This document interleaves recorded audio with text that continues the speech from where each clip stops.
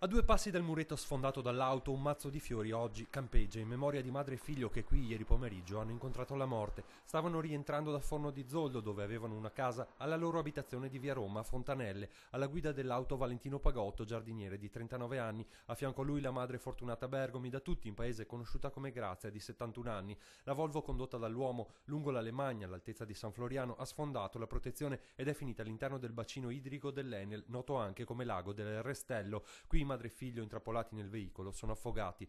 Forse, dicono le persone che per prime si sono accorte di quanto accaduto e che hanno avvisato i soccorsi, con dei piccoli accorgimenti la tragedia si poteva evitare. Non è possibile che nello stesso punto vadano giù due macchine, quando sotto c'è un salto di 20 metri, un bacino idroelettrico, bastavano 4 metri di guardrail, forse qualcuno si salvava. Un incidente fotocopia qui accadde circa 30 anni fa. A bordo di un'auto, due fidanzatini di ritorno dalla Germania finirono in fondo alla scarpata, però miracolosamente si salvarono. Una coppia italiana qua che veniva dalla Germania, due fidanzati, sono andati dentro, ma loro sono stati fortunati perché si sono fermati vicino al lago, sì, sopra il lago che era una roccia, però i suoi soldi navigavano sopra l'acqua.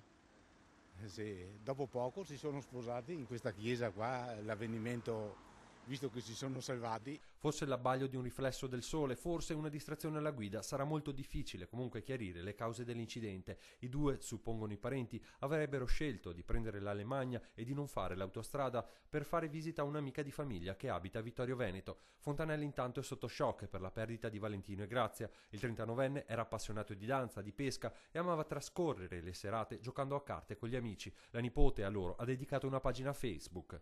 Valentino è una persona squisita come la mamma, pertanto siamo veramente uniti alla famiglia e qui c'è ben poco da dire, stiamo in silenzio e stiamo solo vicini nelle preghiere.